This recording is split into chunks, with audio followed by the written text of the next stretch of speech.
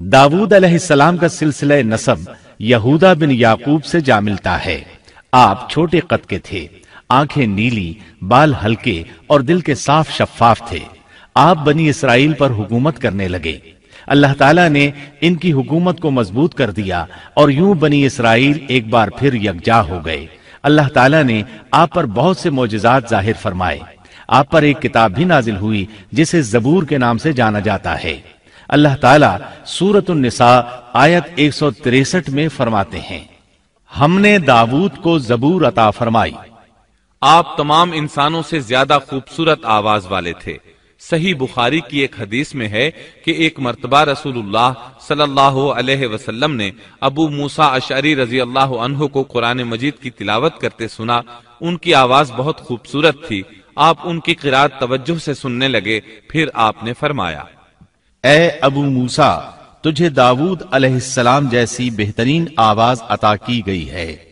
अल्लाह ताला ने आपकी आवाज को भी एक मौजज़ा बना दिया, और वो ऐसे कि जब दाऊद अलैहिस्सलाम जबूर की तिलावत करते तो पहाड़ उसको सुनकर आपके साथ तस्बीह शुरू कर देते, और जब परिंदे ये आवाज सुनते तो उनके पास आकर अपनी गर्दनें झुकाकर बैठ जाते और तस्बीह में उनके साथ शामिल हो जाते, अपनी जगह से हरकत भी न करते।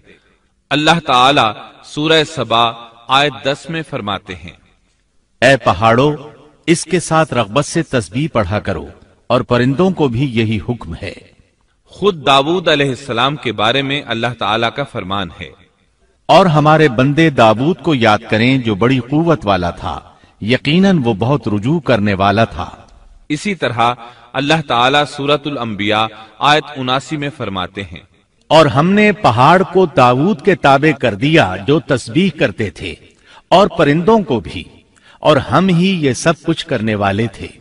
इसी तरह सूरह स्वाद आयत 18 और 19 में अल्लाह ताला फरमाते हैं, यकीनन हमने पहाड़ों को उसके ताबे कर रखा था कि उसके साथ शाम को और सुबह को तस्बीह खानी करें, और परिंदे भी सब के सब उनके ताबे रहते थे।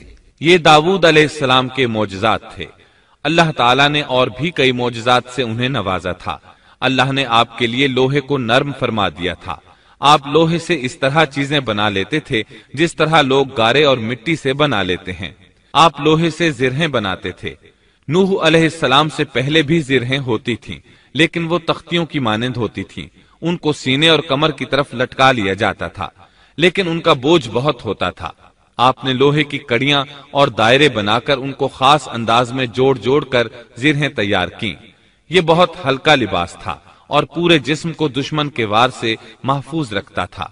अल्लाह ताला सूरह सबा आयत 10 और 11 में फरमाते हैं, और हमने उसके लिए लोहा नर्म कर दिया कि तू पूरी पूरी जिरहें बना और जोड़ों में अंदाजा रख।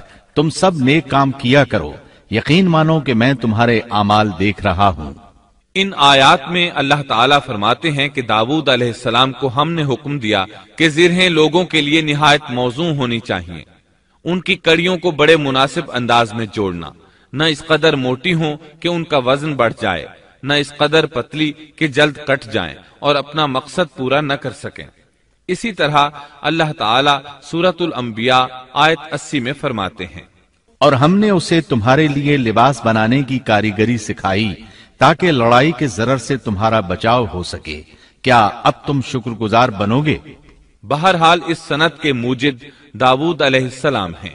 अल्लाह ताला ने आपकी हुकूमत को खूब मजबूत किया, आपको जबरदस्त फजाइल और मोजज़ात से माला माल किया। अल्लाह ताला सूरत स्वाद आयत 20 में फरमाते हैं, और हमने उसकी सल्तनत को मजबूत कर दिया था और उसे हिकमत दी थी और बात का फैसला समझा दिया था। आप लोगों के दरमियान निहायत आदिलाना फैसले फरमाते थे। आप नबी भी थे, बादशाह भी और काजी भी। आपकी हुकूमत के मुतालिक कई अहकामात नाजिल हुए। इनमें से कुरान मजीद में एक हुक्म अजीब अंदाज से आया है। हुआ यूं कि आपने इबादत और अदालत के लिए औकात मुकर्रर कर रखे थे। इबादत के लिए एक जगह बनवा रखी थी। दिन में फैसले करते, रात को इबादत। जब इबादत करते तो किसी को उनके पास आने की इजाजत नहीं थी। एक रोज ऐसा हुआ कि 2 आदमी बगैर इजाजत अंदर आ गए। दरवाजा बंद था, लेकिन वो दीवार फांद कर अंदर आ गए। आप डर गए कि कहीं हमला आवर न हो। اللہ تعالیٰ سورت سعد آیت 21 اور 22 میں فرماتے ہیں، اور کیا تجھے جھگڑا کرنے والوں کی بھی خبر ملی جبکہ وہ دیوار پھاند کر محراب میں آ گئے؟ جب یہ داؤد کے پاس پہنچے تو وہ ان سے ڈر گئے۔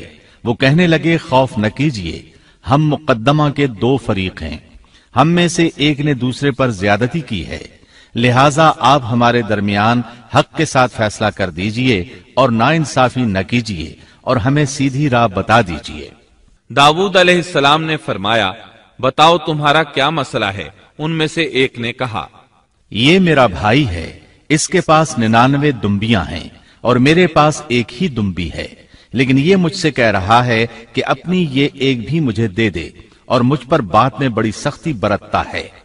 اس آیت کی تفسیر میں ہے کہ ایک دمبی والے بھائی نے کہا، یہ میرا بھائی بہت چالاک ہے، برے طریقے سے بات کرتا ہے، کہتا ہے کہ میری دمبیاں چرنے جاتی ہیں تو اس اپنی ایک دمبی کو بھی ان کے ساتھ بھیج دیا کرو۔ جب میری دمبی اس کی دمبیوں کے ساتھ آنے جانے لگ گئی تو اب یہ کہتا ہے کہ یہ بھی میری ہے، اب میں خالی ہاتھ ہوں۔ اس طرح میں اس کے ظلم کا نشانہ بن چکا ہوں۔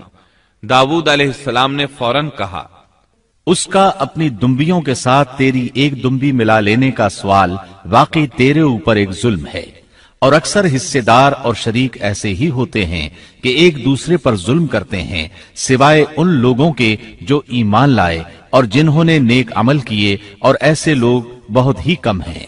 داؤد علیہ السلام نے دوسرے بھائی کی بات سنے بغیر ہی اسے ظالم ٹھہرا دیا۔ آپ کا فیصلہ سنتے ہی دوسرا بول اٹھا، آپ نے میری بات تو سنی ہی نہیں اور فیصلہ دے دیا، پہلے آپ میری بات تو سنتے۔ داؤد علیہ السلام فوراً بھانپ گئے کہ ان سے غلطی ہوئی ہے اور سمجھ گئے کہ یہ اللہ تعالیٰ کی طرف سے آزمائش ہے۔ آپ نے فوراً توبہ کی، اللہ کی طرف رجوع کیا اور استغفار کرنے لگے۔ اور داؤد سمجھ گئے کہ ہم نے انہیں آزمایا ہے، پھر تو اپنے رب سے استغفار کرنے لگے اور عاجزی کرتے ہوئے سجدے میں گر پڑے اور پوری طرح رجوع کیا، پس ہم نے بھی ان کا وہ قصور معاف کر دیا، یقیناً وہ ہمارے نزدیک بڑے مرتبے والے اور بہت اچھے ٹھکانے والے ہیں۔ اس کے بعد اللہ تعالیٰ سورت سعد آیت 26 میں فرماتے ہیں، اے داؤد، ہم نے تمہیں زمین میں خلیفہ بنا دیا، تم لوگوں کے درمیان حق کے ساتھ فیصلہ کیا کرو اور اپنی نفسانی خواہش کی پیروی نہ کرو، ورنہ وہ تمہیں اللہ کی راہ سے بھٹکا دے گی۔ یقیناً جو لوگ اللہ کی راہ سے بھٹک جاتے ہیں ان کے لیے سخت عذاب ہے، اس لیے کہ انہوں نے حساب کے دن کو بھلا دیا ہے۔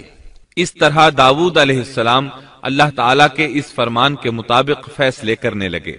اللہ کے ہاں ان کا احترام اور اکرام اور بڑھ گیا۔ آپ کثرت سے روزے رکھتے اور خوب عبادت کرتے۔ آپ اس وقت تمام انسانوں سے بڑھ کر اللہ کی عبادت کرنے والے تھے۔ امام بخاری نے ایک حدیث نقل کی ہے جس کے الفاظ کچھ اس طرح ہیں، اللہ تعالیٰ کے نزدیک سب سے محبوب نماز داؤد علیہ السلام کی نماز ہے، اور اللہ تعالیٰ کی طرف سب سے محبوب روزہ داؤد علیہ السلام کا روزہ ہے۔ وہ رات کا آدھا حصہ نیند فرماتے، اس کے بعد تہائی رات قیام کرتے اور رات کے چھٹے حصے میں سو جاتے تھے۔ ایک دن روزہ رکھتے اور ایک دن روزہ چھوڑ دیتے تھے۔ لڑائی میں جب دشمن سے مقابلہ ہوتا تو بھاگتے نہیں تھے۔ اس حدیث میں نفل نماز یعنی نماز تہجد اور نفلی روزے کا ذکر ہوا ہے۔ بہرحال یہ وہ صفات ہیں جو داؤد علیہ السلام کے بارے میں حدیث رسول میں آئی ہیں۔ اللہ تعالیٰ نے سورہ سبا آیت 13 میں ان کی تعریف کرتے ہوئے ان کی آل کو اللہ کا شکر ادا کرنے کا حکم دیا۔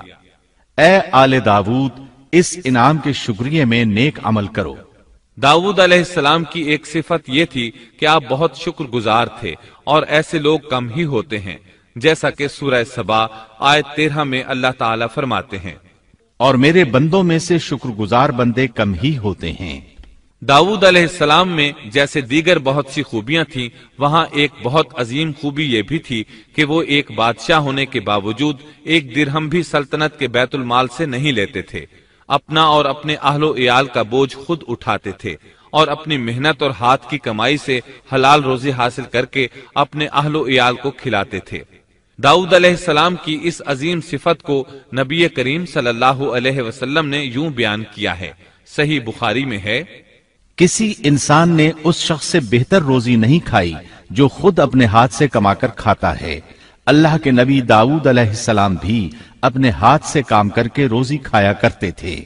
بعض مفسرین بیان کرتے ہیں کہ داؤد علیہ السلام دعا مانگا کرتے تھے کہ اے میرے اللہ، کوئی ایسی صورت پیدا کر دے کہ میرے لیے ہاتھ کی کمائی آسان ہو جائے، کیونکہ میں بیت المال پر اپنا بوجھ نہیں ڈالنا چاہتا۔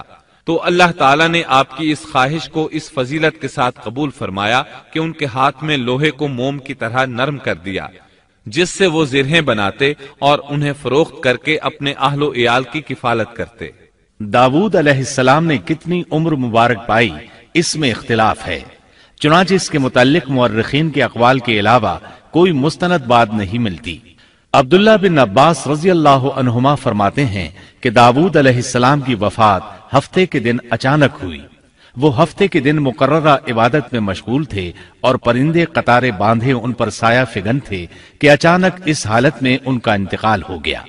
اس کے بعد آپ کے فرزند ارجمند نے امور سلطنت کو سنبھال لیا۔ یہ سلیمان علیہ السلام تھے۔